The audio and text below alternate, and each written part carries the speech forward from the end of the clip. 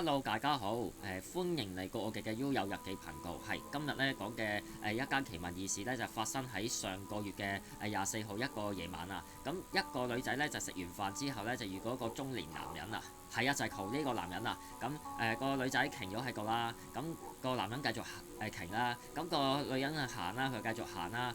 佢做出一個好奇怪嘅手勢喎。告計呢個死佬咧，佢人嘅鬼嘅有其他原因咧。而家我同大家去逐一講解啊。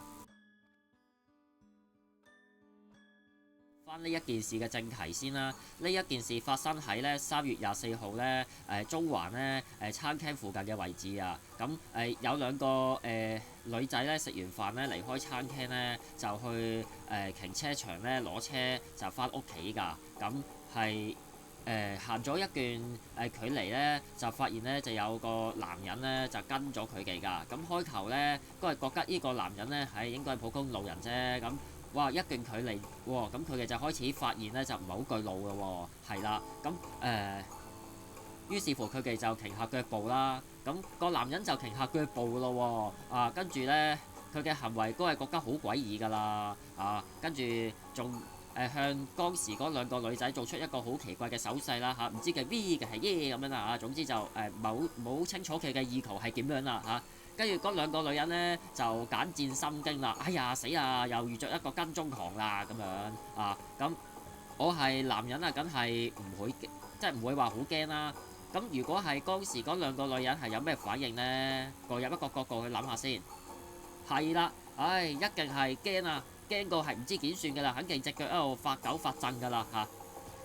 咁於是乎呢，就問嗰個男人發生咩事啦。個男人呢就冇正面咁樣回應佢啦。就只見佢嘅行為呢就好詭異啦嚇。咁作出一個好奇怪嘅手勢啦。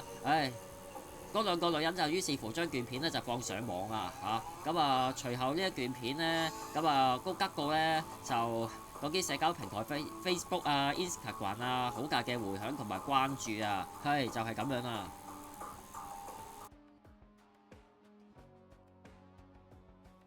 兩個女仔啊，只不過呢，就係想食完飯平平安安去停車場攞翻架車揸車翻屋企咋。咁誰不知有個男人就跟蹤咗佢嘅一段時間啊。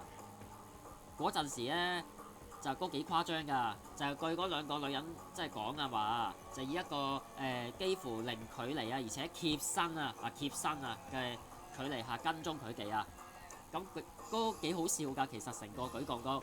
咁呢兩個女仔梗係停雞拍下片嚇走嗰個男人咁嗰個男人唔單止呢，就唔驚喎，就變本加厲喎。佢就擺出一個幾奇怪嘅手勢㗎。好多人呢，就有好多猜測嘅。告計呢個所謂嘅 V 嘅係耶嘅手勢呢，佢係一啲辟邪嘅手勢抑或係一啲警告嘅手勢啊。總之就眾說紛紜啦。其實中環呢啲地方眾目睽睽之下係好少人去做呢啲即係唔尋常嘅舉動㗎。係啊，咁仲要嗰兩個女仔影嘅佢都唔走啊。咁告計佢係咪一個即係正常嘅行為呢？咁我就覺得係唔正常啦。咁係咪好好笑呢？咁我相信好多位聽眾都覺得呢種嘅行為都幾好笑噶。咁包括我在內都係㗎。咁而家咧就同大家深入去分析呢。咁告計呢一個男人呢，佢做嘅行為呢，咁係點樣嘅呢？佢係非自然現象啦，抑或只不過係一個非正常人啦。而家就同大家去深入探討一下啦。探究下男人嘅行為，究竟係人鬼抑或係精神病啦。喺3種嘅層面出發嘅。第一，法律層面出發，呢一個男人嘅行為呢，本身已經係違法㗎啦。蓄意跟蹤嚟講呢，根據2021年咁香港已經立咗相關嘅一啲刑事嘅罪行條例片中嘅女事主可以直接呢，就攞段片去舉報佢㗎。繼而性騷擾就視乎男人嘅行為係咪性騷擾咯。第三，猥褻行為啦，佢舉出一個唔知咩嘅手勢，就已經係構成猥褻行為啦，令到當事人呢感覺好不安同埋恐懼咁最高監禁呢半年同埋罰2000蚊㗎。靈異現象，咁我覺得呢一個男人嘅行為都係靈異現象嘅。另外咧，我想講翻啦，靈異現象都可以去增加呢一段片嘅有趣性㗎。有啲人就話啦，呢一個男人呢，佢嘅手勢係咪同辟邪有關啊？亦都可能呢，見過兩位女事主後邊呢係有隻鬼嘅，咁所以先係舉出相關嘅手勢啫。繼而，大叔本身會唔會係一個非自然現象物體啊？第三，精神問題啦。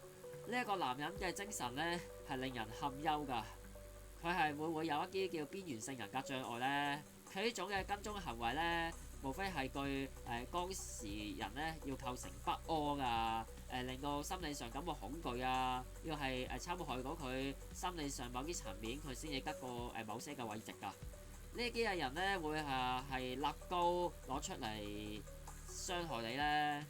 咁我覺得就唔會嘅。呢啲人通常都係無意傷害你㗎，佢只不過呢，喺精神上呢就有一啲嘅人格障礙啊。喺街度呢，都好多呢啲人㗎。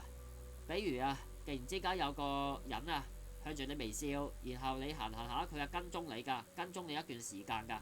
咁你可能都覺得幾得人驚啊。咁其實佢就覺得冇嘢啦。佢可能根本已經咧就唔知道自己係有一種嘅精神問題㗎，都唔會覺得呢一種嘅行為係令到當事人感覺不安同埋恐懼㗎。再同大家深入去講翻呢一間嘢相關嘅社會議題同埋一啲嘅問題先啦。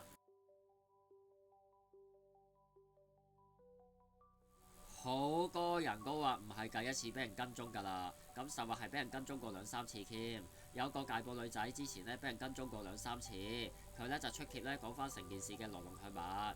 咁之後好多人都知道呢，下一次俾人跟蹤嘅時候應該點樣做。講翻嘅一個建議先，你應該即刻將跟蹤狂嘅樣呢影咗落嚟，攞手機呢就影翻成件事嘅經過，上載到呢知名嘅社交媒體，例如 Instagram 啊、Facebook 啊。咁得到更多人呢去關注呢一件事，亦都可以幫到呢就好多嘅人呢知道下一次懷疑被跟蹤嘅時候應該點樣做。第二，如果喺街裏邊呢遇着呢看似人畜無害，比如臨馬車嘅人呢，咁點算呢？呢啲人呢，佢實話係會喺後邊呢就跟蹤你嘅。咁講翻第二個建議先啦，你應該呢就去呢多人嘅地方啊，例如啊71啊商場啊。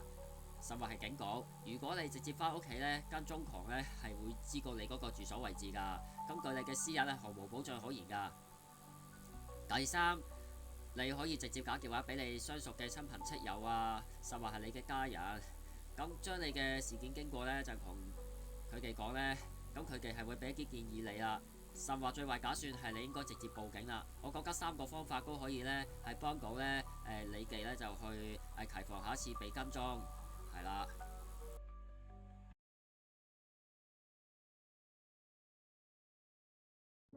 好啦，段片就嚟個尾聲啦。今日講嘅中環大叔跟蹤狂事件呢，係值得大家去關注嘅。佢背後反映嘅一個社會現象呢，就係有精神人格障礙嘅人啦。佢哋喺街裏邊隨處可見嘅，正如片中嘅一位大叔呢，佢都係呢一類人嚟嘅。咁有啲人就覺得係靈異物體咁啦。唉，總之大家各有睇法啦。